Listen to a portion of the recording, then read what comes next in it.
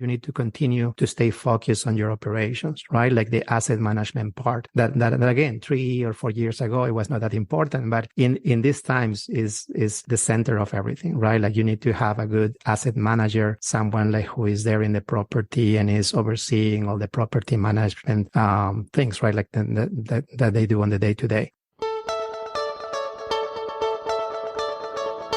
Welcome to the Real Estate Mogul MD podcast. Thanks for tuning in and taking control of your financial future. This is a show where we not only motivate and inspire, we give you actionable real-world experience to help you live life by design. You'll hear journeys and stories from other physicians, investors, coaches, consultants, and entrepreneurs. And now, here's your host, Brett Riggins. All right, Dr. Harry Nima, welcome to the show. How are you doing today? Hey, Brett. I'm doing great. Thank you. Thank you so much for having me on your show.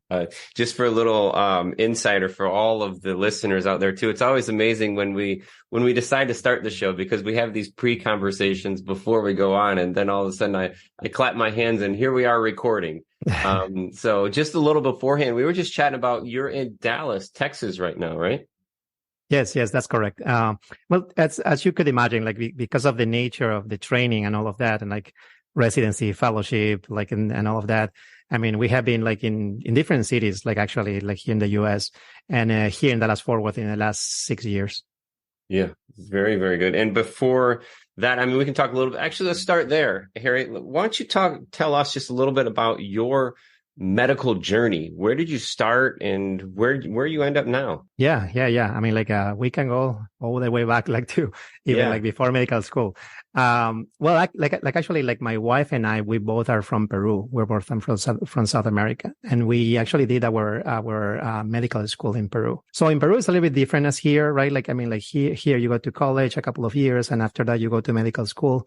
In Peru, it's straight from high school. You finish high school, and then you take a test, and then like a national test or something like that, and then like you go to medical school, which is 7 to 8 years. And after that, you do like whatever you decide to do, right? Like you can become initially like a general doctor, or you can go to residency. So after our medical school, I mean, funny thing, like my wife and I, we were both in the same class actually, like, and we knew each other for 7 years or 8 years, like before we started dating. So we decided like we wanted to come here to the US. Like again, like, the training is better. The resources are better. We really wanted to learn like in the best place possible, right? So we came here. It's a long journey. It's an expensive journey too. Like if you can imagine, I mean, all the tests and all the interviews that initially like you need to take, like, right, like to get to the match initially for residency. And for foreign doctors, it can even be a little bit more difficult, even, right?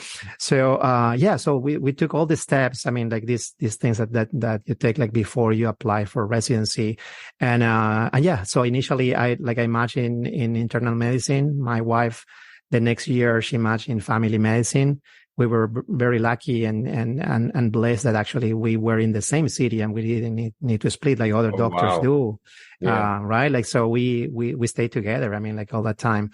And after that, so after residency, and that was in Pennsylvania, like it's like a small town. I mean, probably not that small anymore. Like it's like in the Lehigh Valley area, which is about an hour from Philadelphia. So after that, I decided I wanted to continue my training and do pulmonary and critical care, right? Like, so because my wife was 1 year behind me, so I took like a hospitalist job for a couple of years, like number one, in order like to get my CV stronger, like for the application for fellowship. And number two, also like to stay with my wife this couple of years, like, so 1 year that she was behind. So and in the meantime, we had our first son, our first baby, in Philadelphia, and then like we moved to Virginia. We moved to Richmond, Virginia. So where I did my fellowship. So I was there for 3 years doing the pulmonary critical care fellowship, and after that, right, like I mean, like that usually depends for foreign doctors on what kind of visa or what's your immigration status, right? What do you need to do? So I was for 2 years in an underserved area in South Texas, and it was called like the McAllen area. So I mean, we actually really enjoy like the area because like, yes, you can imagine we're from Peru, we're Latinos, we're Hispanic doctors, right? So in the population there's like, there's a lot of like Hispanic doctors and all of that, like, and our culture is there. However, I mean, like we also had plans like to, and my wife had family here in Dallas. So she have a couple, some family, and also we had some friends from medical school that were here already in Dallas.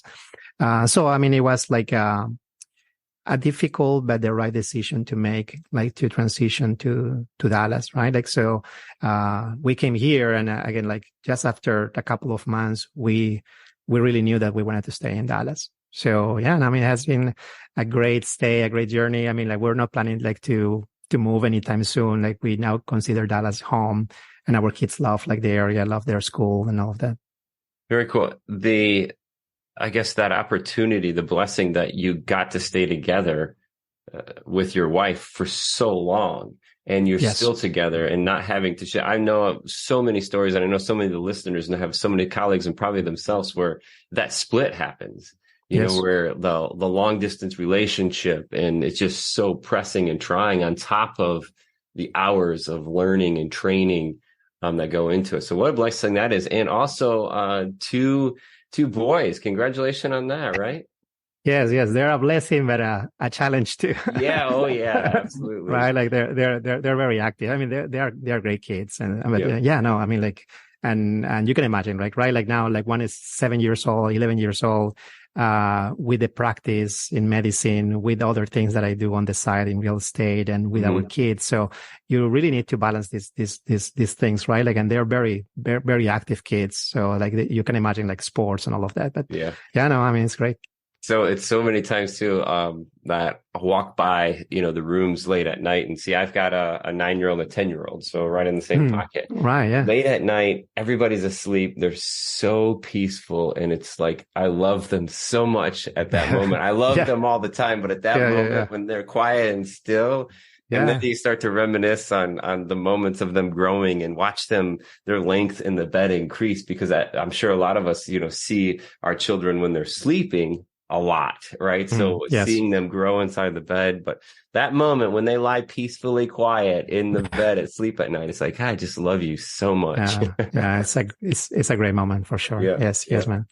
So into this path, I think another blessing that came along here, Harry, was the idea of diversifying multiple streams of income for you. And you mentioned real estate before, and this is Real Estate Mogul MD. Let's jump right into it.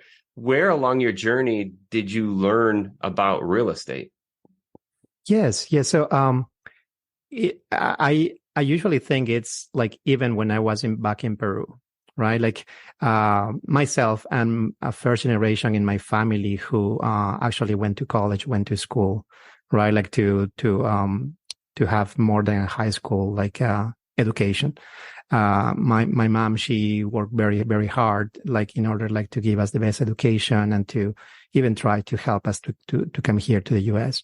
Right. Like, so, but I saw that she was doing a lot of things at the same time, right? Like she had her beauty salon. She had some investments in public transportation in my country. And also she had a small hotel close to a hospital there, like back in Peru. So I witnessed how she was doing all these different things. And, I mean, like, which you initially would think like a woman, like would be in disadvantage, like in doing business, or who were not able, like to go like to college or something like that. But no, she actually did really well. And it's like because of that vision that she had and doing like different things at the same time. And like, as you were saying, like different streams of income, right? Like, so again, like when I came to the US, I mean, like I was a physician. I really like my profession. And by the way, I mean, like there are some doctors who actually also go into real estate, like, or a full-time real estate, or really dive into that. Sometimes at some point leaving the career. That's not my case. I mean, I still love like medicine. I enjoy going to the hospital every day that I need to go. But again, like in my case, it was again like that discovery and kind of remembering like how I was exposed in my early days, like to real estate, right? Like, so I mean, of course, like the real estate in Peru in a third world country is different as here, right? Like, and the rules and the way to acquire a property and the financing and all of that. But yeah, so I mean, I was very, very primed for that already. And, always like my wife has been on board on that, right? Like, so, you can imagine that initially in residency and fellowship, it's a very hard training. So we didn't have enough time, like, to really dig into that. We got education about that, like, as everyone in the US knows, like the bread and butter of real estate in the US is like single family homes. So that's the way that many people are starting that. So actually, we bought our first property, our first home, like when I was a fellow, and I was in Richmond, Virginia, right? Like, and it was around 2012. And as you can imagine, in 2012, still like the market was down a lot. And, seeing foreclosures or short sales was not, was very common actually. Right. Like, so actually our first property, we bought that as a short sale, like a single family home, or it was actually like a townhouse. Right. Like, and then after 3 years, we left Richmond and we came to Texas, to South Texas, and we sold the property. And actually we sold the property for a nice gain. So we were really surprised of how much the property had appreciated. Right. Like, so I said like, yeah, no, I mean, like this could be something that we can do in the future too. Right. Like, and we were getting more and more education. Then like when we went to McAllen to South Texas, at some point we were considering staying there. Right. Like, because as I was telling you, I mean, like I was very, very comfortable there and my practice was great. And, like a lot of like Hispanic doctors too. So we actually bought, a piece of land, and we were planning like to maybe build a house, there, like for us. It didn't pan out. Like, so like we left and we went to Dallas. And also we sold that piece of land, and it had appreciated also like in a couple of months or like even a year. Mm-hmm. So yeah, so we were very sure about what we were doing when we came to Dallas. So we came to Dallas, and as I mentioned, after a couple of months, we bought like the house we were living in this moment, and just really quick after that, we started investing in real estate. So thank you to the mamas out there who put everything on the line to get us children, that better life that they envision in us, the opportunity. So that's where it started. But not only was she doing that, Harry, but she was maybe even unknowingly showing you that path of multiple streams of income. Absolutely. And that multiple streams of income may have been different because of the location, but the idea of it was there, that it's just a necessity. And I say that a lot, like it's not a luxury, it's a necessity. So she was unknowingly planting the seed in you, which is great. So now you're coming to the States here, and I think a lot of people, especially physicians, are going to experience the first taste of I guess the opportunity in real estate when you have your owner occupied place, this place that you're going to buy and live in. And you sell it 3 or 4 years later, and you get to realize that the money is just an idea, right? Because really nothing, some of these, like the vacant land, you buy this piece of land, you didn't do anything to it. Absolutely. And all of a sudden it's worth more money now. It's like, okay, well, money is an idea. The value of something is an idea. So we get to see this. And I think a lot of people will experience this as their first taste. You buy a house, you live in it, you sell it, and all of a sudden you're walking away with 20, 30, 50, 100 grand. Like, what is that? I mean, it would take me a year to work and earn that much money. And exactly. I think it said, it is the bread and butter of the real estate world. That entry barrier is smaller to get into single family. So for you then, I mean, because now there's Nima equity. So how do we go from, single families living in these things to now Nima equity? What is Nima equity, Harry? Yes. Thank you. So Nima Equity is a company like that was started by my wife and myself. So mainly a commercial real estate company focused on raising capital or equity from other professionals or doctors, just trying to acquire or invest in commercial properties, just especially like in apartment complexes, right? Like, I mean, like they have been around, like this kind of investments or syndications. They have been around for decades, actually. Like I mentioned, I mean, at some point, like the Empire State was bought by a syndication in the 1960s, I believe, right? But again, they just have become more mainstream in the last 10, 20 years, right? Like, so we together with other active investors who do this full time, we partner up and we buy these multifamily apartments, and together with other investors who may not have like the time or like may not like to do like the day-to-day operations in a property. So we buy it together, and again, like we try to improve the property, we try to improve like the life of the people who also live there, and with that also at the same time we're able like to make the property to appreciate, right? So one of the things as we mentioned like before, like kind of like the piece of land, it appreciated, right? Like, but also when you buy these properties, you can also use forced appreciation, right? Like what means like you also go and do some renovations, do improvements in the property, and people is more willing like to live there, and people is more willing like to pay maybe a little bit more like in terms of rent, but also to have a better place to live. Yeah, improving lives. I think that's a great perspective of becoming a property owner in that regard, where you're not just, doing this thing on paper, you're looking at the lives of the people that you're helping along the way too. Absolutely. I really like that. So Nima Equity. And then along with this, Harry, I know that you've got a lot of educational videos you've put together of the stuff that you've picked up along the way that helps educate other physicians just like yourself take this jump into passive. And it's a more passive type of investment. Nothing is ever 100% passive, but this syndication style investing is more passive. And you've got these videos on your website. So nimaequity.com, NIMAEQUITY.com, where you're kind of helping other people understand and share the knowledge, share the opportunities here.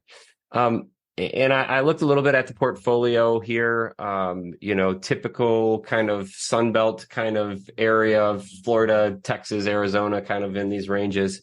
And I also noticed that you are on a lot of podcasts as well, too, which is great. Thank you for coming here and sharing your time with us, because I know the listeners will love it. Thank you. What is something that you always talk about when you go on other podcasts? Yes. So one of the things is like, again, like the mindset, right? Like, so again, like we as physicians, as professionals, we sometimes spend so much time in training, learning in school, right? Like, and after we leave that, we think like everything is going to be easy. Everything is going to be fine. But then we face many challenges, right? Like, and many challenges like other people, right? Like, and in that time, we start earning more money, and then like we start paying more taxes, and we have more debt, more expenses. And it's kind of like a vicious cycle, right? Like, and it's what they call like the golden handcuffs, right? Like, so like in that moment, you realize like, again, like you need to have, like, as we were talking like at the beginning, different stream of income, right? Like and that's not a luxury. That's not something that you like, that's a necessity actually. Like if I can just put like an example, right? Like, so a couple of years ago, like in 2020, we had like the pandemic, a terrible and devastating time, right? Like, so, and you can imagine, I am a critical care doctor and my wife is a primary care doctor. We were on the front lines, right? So if anything would have happened to us, right? Like what would have happened? Like if we only had our profession. Yeah, right. Like, so we were like in a very difficult situation or position. And that's why it's so important to start building up these different streams of income, right? Like, and again, like you love real estate and I love real estate too, right? Like, but that's not necessarily like the only way, like, right? Like, and that's also something that I usually talk with my friends or investors even, right? Like, so what I want you to get from this conversation is, again, like there's other ways outside like the mutual funds or the stocks or the 401ks, right? Like, and there are so many ways in terms of the diversification that you can just jump into that, right? Like, and the second thing that I always talk and kind of share with other people is also, it's good to, again, like try to diversify. It's good to try to, again, like expand your vision and all of that. But first you need to do your education, right? Like, again, like, so one of the things why so many people invest in stocks and mutual funds, like, it's because it's so common to them, right? Like, and they or we think we understand that, but actually we don't understand how the stocks work, right? So they also need to understand, again, like how real estate works, also how, like, for example, like ATMs, oil and gas, or like different types of investment, right? Like, and then like after a couple of months, when they have done their due diligence, then they can now start like approaching to operators or people who have more experience, and then to start like their journey and invest. Like Nima Capital. I mean, that'd be a great place to reach out and talk with you. Yeah. And they could even learn this stuff because you're sharing your time, sharing your experience through these YouTube videos. It's really interesting. And what, I guess, a flipped perspective here, Harry, what do you not talk about that we should be talking about on these podcasts? I mean, what's something we kind of overlook when we go out? Because, obviously the education piece is there. You need to learn, you need to grow, and you need to take action. But what are some things that we tend to forget or neglect to talk about when it comes to investing in real estate? Yes.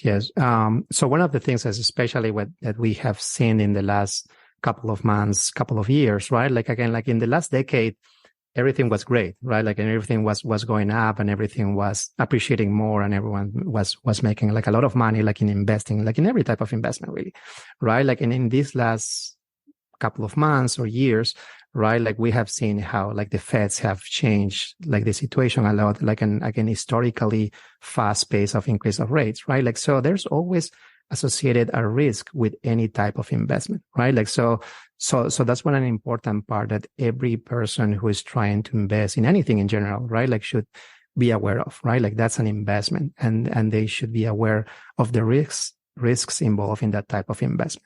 Like, and the second thing is like also like to do a little bit more of due diligence, right? Like, and try to research like whom they are investing with, right? Like, and the track record of that person, and how open or not is that person, and how it's also like the communications from that person. Like, because it's very exciting and all of that, like to see what kind of investing you can do, or what kind of like the returns of investments. But also, like, the first part of any investment is not to lose money, right? Like, so that's the pillar and the base of every investment. Like, and the second part and the great part and the exciting part is like to make money, of course. Yeah. And that's vetting the jockey and not the horse. So understanding who you're going into this deal with.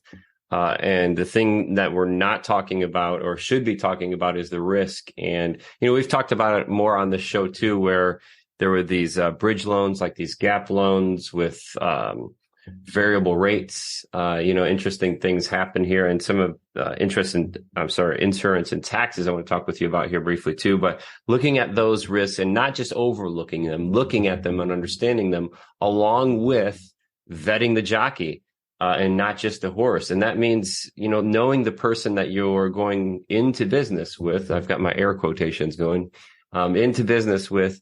And looking at what they call full cycle deals, and understanding this was the beginning. These were the projections. This is the reality. This is the deal that it is. And then ultimately, Harry, how do we get along? Is there a genuine relationship here? Exactly. And I'm, and I work with a lot of lenders too, especially brokers. Like, I was just on the phone with one late last night. I'm like, the number one thing I can ask from you is just be transparent. Put it all on the table. You're not going to hide anything from me. Yes. I'm going to find it. And it's going to be a lot easier if it's just out on the table and we can talk about it, right? And that goes the same with any kind of relationship. If we're open, there's that genuine a feel of partnership in that regard. Yeah. So putting all these things together is really, really big. I talked briefly about insurance and taxes. And I know I looked at your portfolio. So Florida and Texas, two big boys there with insurance and taxes. What's going on? Yes, absolutely. So it's important and be transparent about that, right? Like, so there has been like since 2021 this inflation that we have been exposed, and then like the Feds have come in like with the increase of the interest rates, right? Like, but everything has increased in cost, right? Like the labor and all of that. And in some states that especially are exposed to hurricanes or heavy rains or things like that, the cost of insurance have skyrocketed, right? Like, so I have one property actually that is in Florida, and like the cost of insurance have gone over 60 or 70% in 1 year. So which again, like you put that with your business plan, and that doesn't match at all, right? Like, and taxes. I mean, we can talk about taxes here in like in Texas, right? Like, so in Texas, we also own properties, and also I still have single family homes, like here in Dallas Fort Worth. So, I mean, like, and you can see how every single year, like the prices of taxes have, also skyrocketed, unfortunately, right? Like, so one of the things that you were saying, and yeah, no, I find very important is like the transparency, right? Like for good and for bad times, right? Like, and again, like it happens to all of us, and it happens. So for example, when I'm in the ICU, right? Like in the intensive care unit, not every time that you do something right, the outcome is good, right? Like, so, but at least like you need to be honest and transparent with everyone. And again, like at least to have a plan about what you're going to do about it, and also what you're doing to prevent that to happen again, right? Like, so that's a reality. So what happens when insurance jumps by 60%? I mean, that's got to eat up the cash flow, right? What happens? Yes, and that's correct. Yes. And that's unfortunately not something that is completely uncommon. Like many projects and many operators are going through the same phase in this moment, right? Like, so, that together with the interest rates, like together with taxes, that's going to affect, I mean, obviously like the cash flow in any investment. Right? Like, either it's a class C, a class B, a class A. So like the class A are like the nicest ones, right? Like, and the class C are like the over 30 years old, like properties, right? Like, so, and that happens. So in that moment, you need to continue to stay focused on your operations, right? Like the asset management part that again, 3 or 4 years ago, it was not that important, but in these times is the center of everything, right? Like you need to have a good asset manager, someone like who is there in the property and is overseeing all the property management things, right? Like that they do on the day to day, right? Like, so, in many properties in this moment, the cash flow is low, or we're holding even like distributions. But again, it's just a matter of communication and transparency, like to the investors, like in telling them why these things are happening, and again, what's our plan in the next 6 months to a year. Interesting. So withholding distributions, focusing on asset management, and that really should be the key from the get-go, whether you're sitting on a cash cow or not. We should always be focused on asset management, focused on the income, focused on the expenses. Nobody's going to care more about your money than you do. In that same regard, the property manager in place, the project managers, property managers in place need to be caring about their money, as in the business's money. Yes. So we've got maybe some deals that are not paying disbursements out to investors. So we're holding this capital.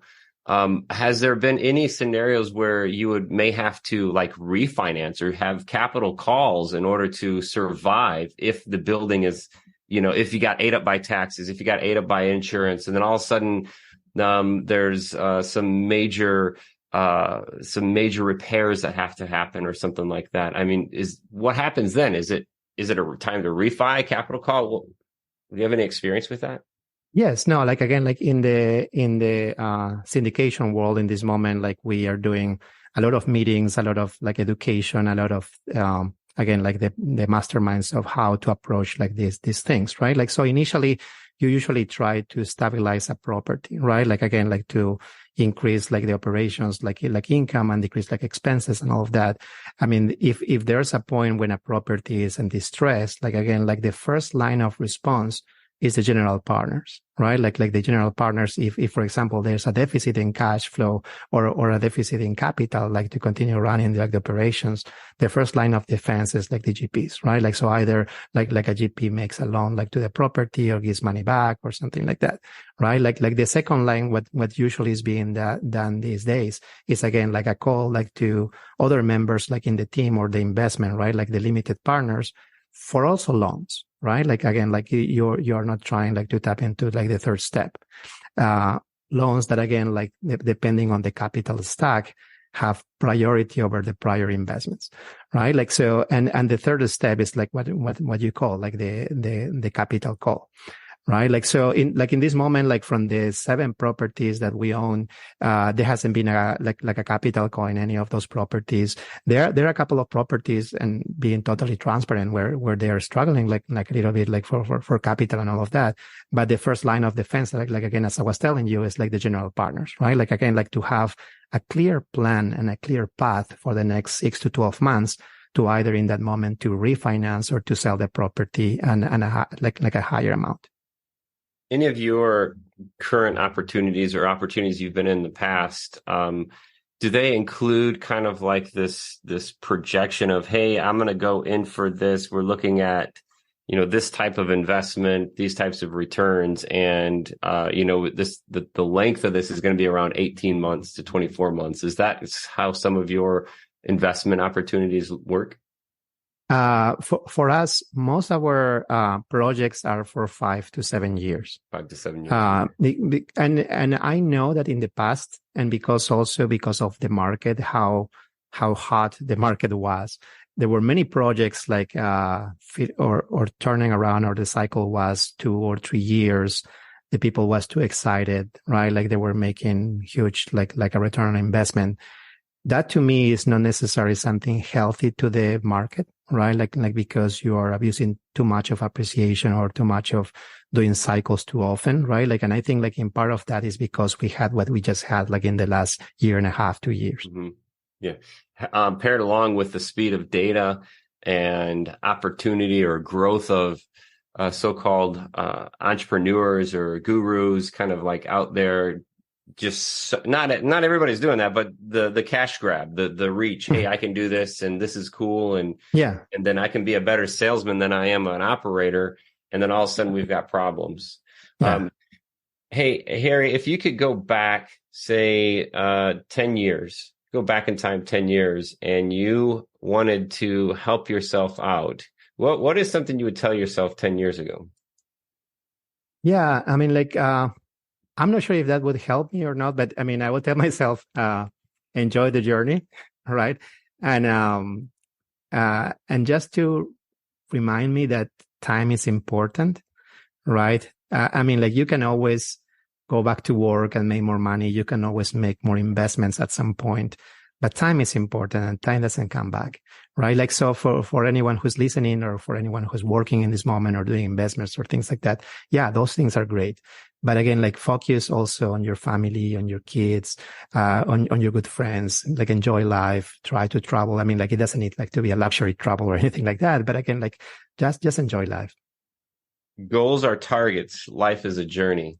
That's just correct. Making sure that, we're focused on who we're becoming when we're aiming at these targets, and that we're around who we are supposed to be around. We're with who we're supposed to be with. We're in the place we should be, and just understanding and appreciating that each and every day. Yeah. I think that's great advice. Absolutely. So just going out and time is so crucial. I always try to help everybody remember too that it is a little more than time, Harry. It's the attention.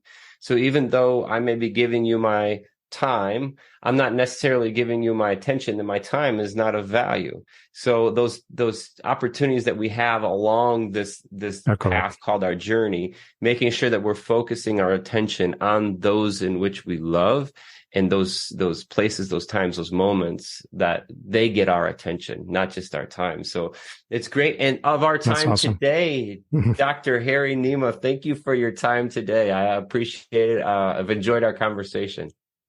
Awesome, Brendan. No, I appreciate it a lot. Like, I also enjoy our conversation a lot.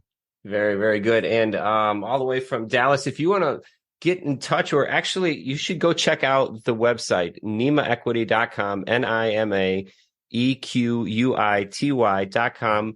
There is a media page on there, and Dr. Nima has shared so many educational pieces, some of the things we've talked about here today, but in more depth, completely free.